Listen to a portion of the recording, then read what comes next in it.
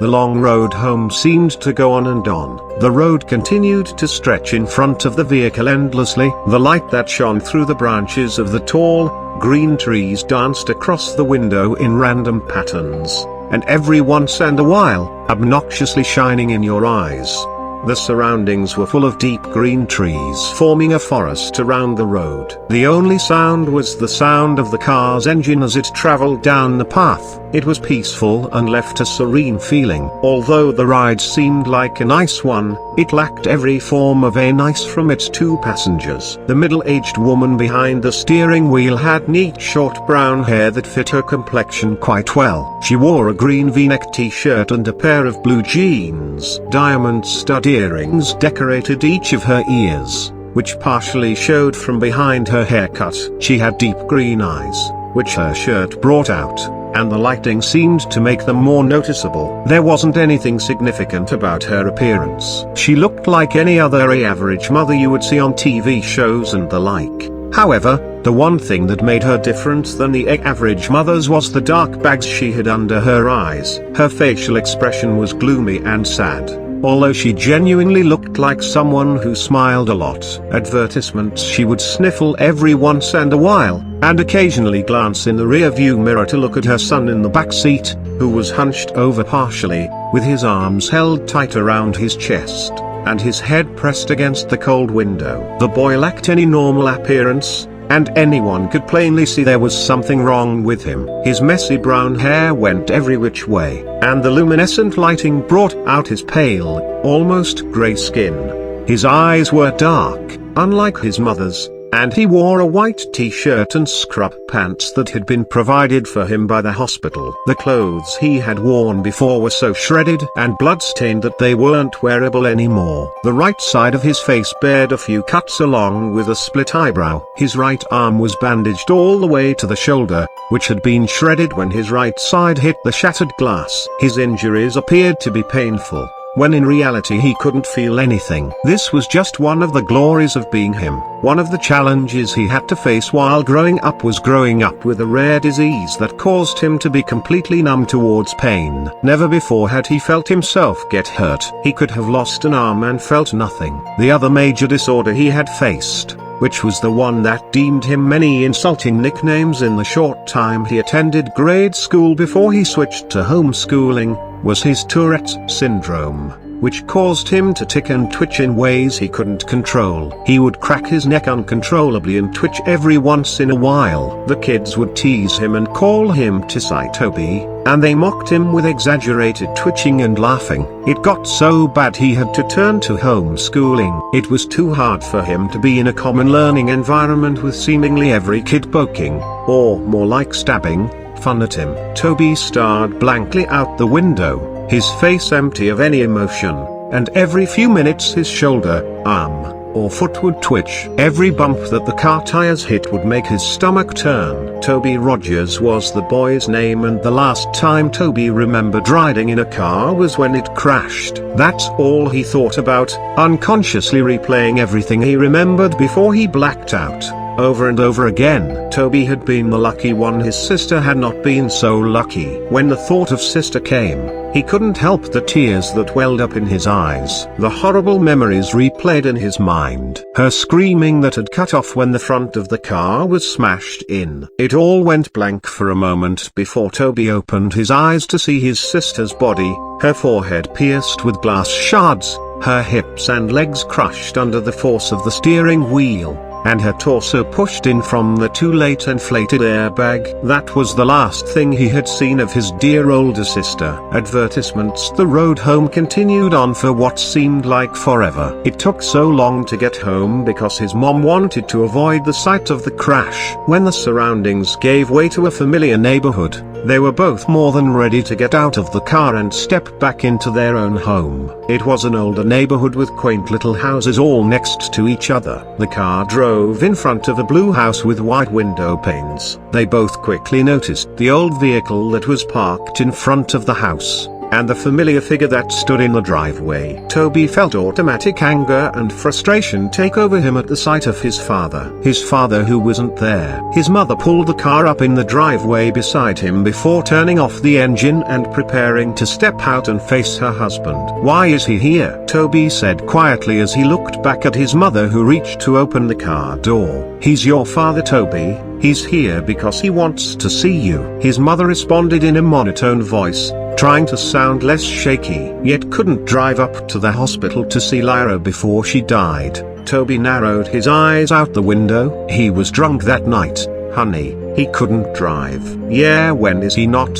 Toby pushed the door open before his mother and stumbled out onto the driveway where he met his father's gaze before looking down at his feet with a stern expression. His mother stepped out behind him and met her husband's eyes before walking around the car. His father opened up his arms, expecting a hug from his wife, but she walked past him and put her arm around Toby's shoulder and started leading him inside.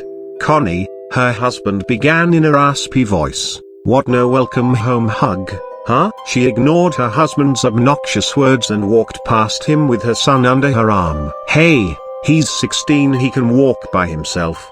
His father began to follow them in. "He's 17, Connie glared back at him before opening the door to the house and stepping inside. "Toby, why don't we get you in your room to rest, okay? I'll come get you when dinner is ready." "No, I'm 16. I can walk by myself," Toby said sarcastically and glared back at his father before stumbling up the small staircase and turning into his room, where he slammed the door violently.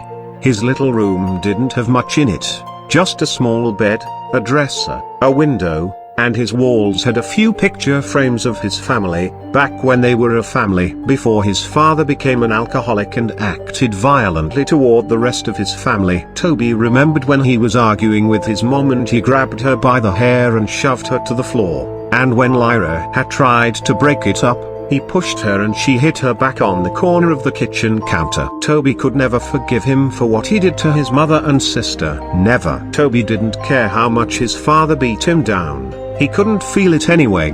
What he did care about was how he intentionally hurt the only two people he cared about. And when he was waiting in the hospital where his sister took her last breaths, the only one who didn't rush there was his dad. Toby stood by the window and looked out at the street. He could have sworn he saw something out of the corner of his eye, but quickly blamed it on the meds he was on. When dinner time had come and his mother called up to him, Toby came down the stairs and hesitantly sat down at the table across from his father, and in between his mother and an empty chair. It was quiet as his parents picked at their food, but Toby refused to eat. Instead, he just watched his dad with a blank stare. His mother caught onto his staring and elbowed him slightly. Toby looked over at her slightly and then down at his uneaten food, which he still didn't touch. Toby laid in B. He pulled his covers over his head and stared at the window. He was tired, but there was no way he would fall asleep. He couldn't. There was too much to think about. He had been debating on whether or not to follow his mother's directions and forgive his father, or continue holding a grudge with his boiling hatred. He heard his door creak open and his mother padded into the room and sat on the bed next to him. She reached over and rubbed his back, which had been turned to her. "I know it's hard, Toby, trust me, I understand, but I promise you it will get better," she said softly. "When is he going to leave?" Toby said with an innocent tone in his shaky voice. Connie let her gaze fall down to her feet. "I don't know, honey, he's staying as far as I know," she replied. Toby didn't respond. He just continued to look forward at the wall, holding his damaged arm near his chest. After a few minutes of silence, his mother sighed before she leaned in to kiss his cheek and stood up to walk out of the room. "Good night," she said as she closed the door. The hours passed slowly, and Toby couldn't quit tossing and turning. Every time he let his imagination take over, he heard the screeching of tires, the screaming of his sister, and he would uncontrollably jerk in bed. He threw off his cover, and lying on his back, he pulled his pillow over his face and cried into it. He could hear his own pitiful weeping. He would have been screaming and crying if he didn't press his pillow over his face. After a few seconds, he threw the pillow off his face and sat up, hunched over, holding his head and breathing roughly. tears streaming from his eyes. He couldn't help but cry. He tried to keep it in, but he couldn't stop the whining and whimpering as he sat there shaking. He inhaled before he stood up and walked around his bed to the window and peered out, taking deep breaths trying to calm down. He rubbed his eyes and looked out at the group of tall pine trees across the street. He stopped suddenly, and his gaze slowly centered on something standing under the street light. He heard ringing in his ears and couldn't look away. The figure stood beside the street light, about 2 feet shorter than it did, long arms draped at its sides as it stared up at him with non-existing eyes. The figure had no facial features to speak of, no eyes, no mouth, no nose, yet it held Toby's hypnotized stare, seemingly peering into his very being. The ringing in his ears grew louder and louder each second he stared before suddenly it all went black. The next morning Toby woke in his bed. He felt different. He wasn't tired at all, and when he consciously woke up, it felt like he had been lying there awake for hours. He had no thoughts flowing through his mind. He sat up slowly and stumbled over to the wall, but when he stood he automatically felt dizzy. He stumbled to the doorway and walked down the stairs. His parents were sitting at the table. His father was tuned into the small TV that sat on the countertop, and his mother was reading the newspaper. She quickly looked over when she felt Toby's presence looming behind her. "Well, good morning, sleepyhead. You've been sleeping forever," she greeted him with a hesitant smile. Toby slowly looked over at the clock and noticed that it was 12:30 p.m. "I made you breakfast but it got cold. I was going to wake you but I felt you needed sleep." Her expression fell from happy to worried as her son resisted responding to her. "Are you all right?" Toby stumbled over and sat by his father. He felt as if he was on idle and had no control over his actions. He was seeing everything he did, but I didn't register in his brain properly. He reached out to his father's arm, but his hand ended up getting slapped. His father turned to him abruptly and pushed his chair over with his foot. "Don't touch me, boy," he yelled. His mother stood up. "All right, know that off. That is the last thing we need." The days went by, and things continued on as they were. Connie spent most of her time cleaning the house, and her rude husband spent most of his time ordering her around. It was just like how it used to be before the crash. Toby never really left his room. He would sit by his bed and tremble. His mind would wander, but his thoughts changed too fast to be remembered. He would pace around his small room like a caged animal or stare out the window. The unhealthy cycle continued. Connie continued to be pushed around by her husband, being way too submissive to him, and Toby remained in his room. Before he could think twice, he would begin to chew on his hands, tearing the flesh from his fingers. He would gnaw his hands until they bled. When his mother walked in on him while he was doing so, she reacted horribly. She rushed him downstairs and grabbed the first aid kit, wrapping his hands in bandages. Afterward, she demanded that he wouldn't leave her side again. Toby isolated himself so much that he grew to hate being around others. His memory grew glitchy as well. He'd start missing memory of minutes, hours, days, and so on. He would begin talking nonsense about things completely unrelated to the conversations he would have. He'd go off about seeing things, sharks in the sink as he washed the dishes, hearing crickets in his pillows, and seeing ghosts outside his bedroom window. His mother grew so anxious about his mental health that she decided it would be good for him to talk to a professional about what he was feeling. Connie walked Toby into the building, holding his hand and guiding him in. She walked him up to the front desk and began talking to the lady who sat behind it. "Mrs. Rogers?" the lady asked. "Yes, that's me." Connie nodded. "We're here to see Dr. Oliver. I'm here with Toby Rogers." "Yes, right this way." The lady stood and led them down a long hallway. Toby looked at the framed artwork down the halls and tuned into the sound of the lady's high heels on a hardwood floor. She opened the door to a room with a table and 2 chairs. "If we can get him to sit in here for a few minutes, I'll get the doctor." She smiled and held the door open. Toby stumbled into the room and sat down at the table. He looked over at his mother and the lady before the door slowly shut behind them. He looked around the room before he held up his tightly bandaged hands and began to bite at the bandages to unwrap his hands. but he was interrupted as the door swung open and a young woman in a black and spotted dress with light blonde hair stepped in, holding a clipboard and a pen. "Toby?" she asked with a smile. Toby looked up at her and nodded. "Nice to meet you, Toby. My name is Dr. Oliver." She put her hand out for him to shake but hesitantly pulled away when she noticed his bandaged hands. "Oh," she smiled nervously before clearing her throat and sitting in the chair across the table from him. "So I'm going to ask you a few questions. Try to answer them as honestly as possible, okay?" She placed her clipboard down on the table. Toby nodded slowly and held his restrained hands in his lap. "How old are you, Toby?" "Advertisement 17, he responded quietly. She wrote that down on the paper that was clipped to the clipboard. "What is your full name?" "Toby Aaron Rogers." "When is your birthday?" "April 28th. "Who is your immediate family?" Toby paused for a minute before answering her question. "My mom, my dad, and a broken bar." He stopped. "And my sister." "I heard about your sister, dear. A broken bar. I'm really sorry." Her expression faded into a sad pity-filled look. Toby nodded. "Do you remember anything from the crash, Toby?" Toby looked away from her. His mind went blank for a moment. He looked down at his lap, and in the surrounding area, he heard a faint ringing sound. His eyes widened and he froze in place. "Toby?" the counselor asked. "Toby, are you listening?" Toby felt a shiver go down his spine until he froze once again and slowly looked over out the little window through the door, where he saw it, a dark featureless figure, peering in at him. He stared, eyes widened, the ringing growing louder and louder until suddenly the loud voice of the counselor broke his trance. "Toby!" she yelled. Toby jumped and fell sideways out of his chair and backed up into the corner.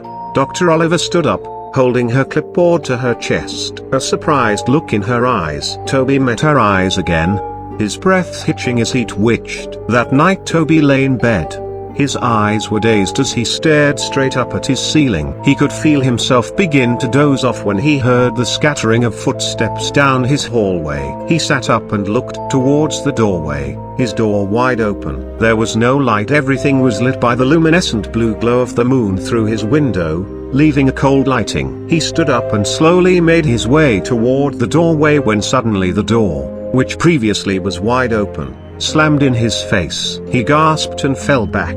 He was out of breath when he hit the ground and he began breathing heavily, his eyes wide open. He waited for a few seconds before getting back on his feet.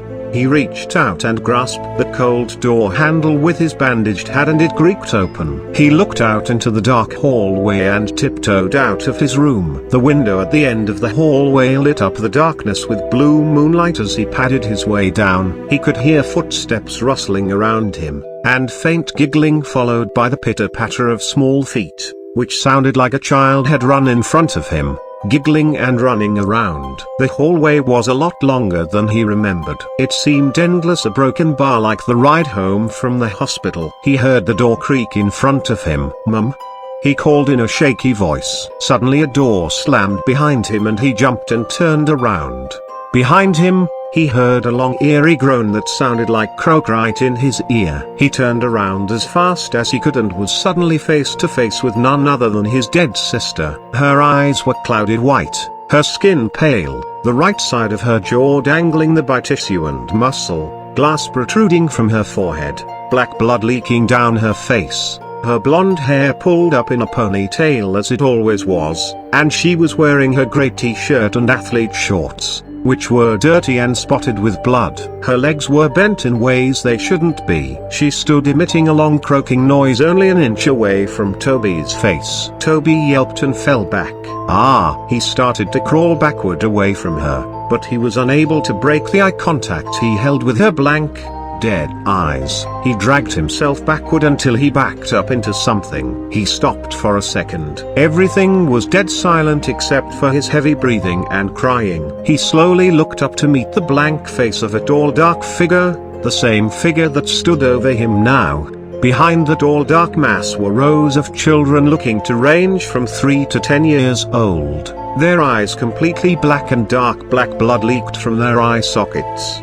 He screamed and stood up as fast as he could, only to be tripped by dark black tendrils that wrapped around his ankle. He fell straight on his stomach and got the wind knocked out of him. He tried to scream but he couldn't make a sound. He wheezed out before it all went black.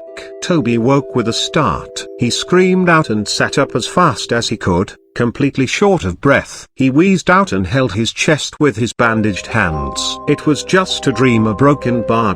Just a dream. He lay back down on his bed and rolled over on his side. It felt like against weight had been lifted off his chest as he took in deep breaths. He stood up and padded over to his window. He saw nothing. Nobody was out there. No ghosts. No figures. Nothing. He heard the rustling and coughing of his father outside the doorway. His door was closed. Advertisements. He walked over and opened it. Looking out into the hallway once again, he padded down the hallway and into the kitchen, where he found his dad standing and having a smoke in their living room. Toby waited for a second and watched him from around the corner before a burning feeling started deep in his chest. Deep boiling anger overtook him. He heard the little imaginary voices in his head. Do it, do it, do it, they chanted. He turned away and held his arms. He felt like he actually had control over himself, unlike he did for the past few weeks since he got home from the hospital. He actually had complete thoughts for just moments before the chanting of the little voices in his head clouded them. Kill him, he wasn't there, he wasn't there, kill him, they continued on. Toby trembled. No, he wasn't going to do it. What? Was he going crazy? He won't kill anyone. He can't. He hated his father, but there was no way he was going to kill him. That was it. The last thought he had before he fell into an idle state once again. The influence of the voices in his head was too much.